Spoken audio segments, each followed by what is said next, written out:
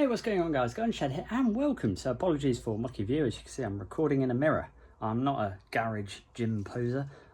This was here from the previous people who bought the house and I've never actually bothered getting around to it. So useful, but I can't change the camera around once I start recording. So yeah, but we're in the garage. As you can see, there is a space where my Triumph normally goes. That's currently off for its 12k service, which is bleeding me dry and horrendously expensive.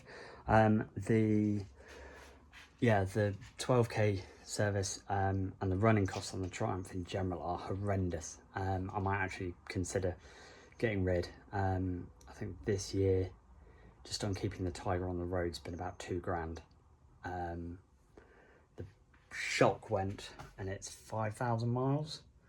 The shock went to, it was after I came back from Belgium, completely seized up. Apparently it's a problem with them. But the bike's out of warranty because it's 2018. So yeah, new shock, 12k service as well, so that's not much fun. So that's that. So yeah, it's bleeding me dry. But reason I'm in here was to give you a bit of an update on things. So I was at Sports Bike Shop on the weekend and had a bit of a whoopsie on the Himalayan on the way back. Basically went into a roundabout off a dual carriageway and hit oil. So low-sided the bike. Damage isn't too bad. I mean, scuffed a wing mirror, the screen, handguard took a hell of a beating. You'll notice it's damaged at the bottom and the top, and not in the middle, and that's because the handguard basically spun round on the handlebar. But it did protect the brake lever, which is just straightened rather than snap, so that's the correct shape, and that's that shape, which is actually really useful for riding at home. Unfortunately, I did notice on the ride home that I've also bent the handlebars slightly, so yeah, they're going to need replacing, but they're not too expensive because luckily Himi parts are very reasonably priced. What else have I done? Oh, I've scratched the heat shield and somehow lost a bolt. I think that bolt was coming loose anyway, so that's fine. Bent the brake lever. Pannier took most of the damage, so that's fine. Everyone likes scratch metal panniers. I think they look much better. But the engine bar, you can see, I mean, that's completely bent round. So, I mean, that's that side. That's that side.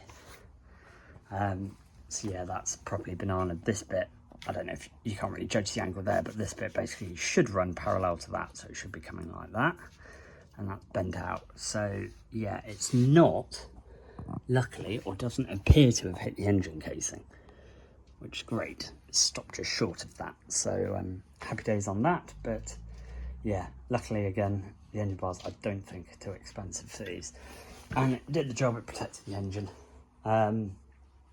My gears over here, that's a bit of a write-off. My Shoei GTR head hit the ground and slid, so that's gone in the bin. Because I was returning my Revit gear, I was wearing my old RST stuff, which I got rid of because it started leaking like a sieve and no amount of nick wax would save it. But still great gear for the summer because it's got, I mean, big fold-away vents in the knees, in the thighs rather.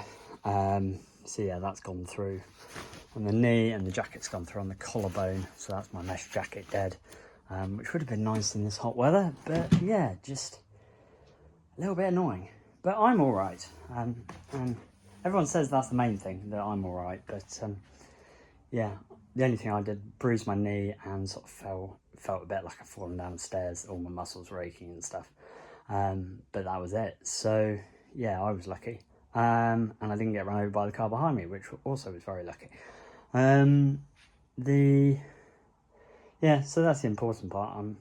Is what it is really. There's nothing, not replaceable. Oh, I've bent that panel and scratched that. Sturdy indicators. Tell you what, Royal Enfield, that's actually quite impressive. So rather than the indicator snapping off, which normally happens, it's just bust the clip on that.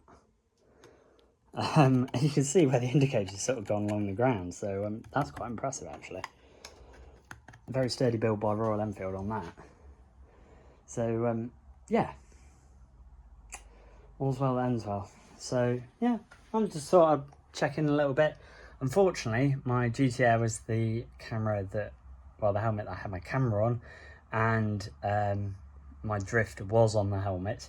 I have found it since, but it's a bit scratched, so I've got an old drift. I think I could take the lens off it and replace the lens. So yeah, hopefully more motovlogs soon. I'm aware I keep saying that, but yeah, it's one of those things. But I hope you're all keeping well. Thank you ever so much for watching, and take care.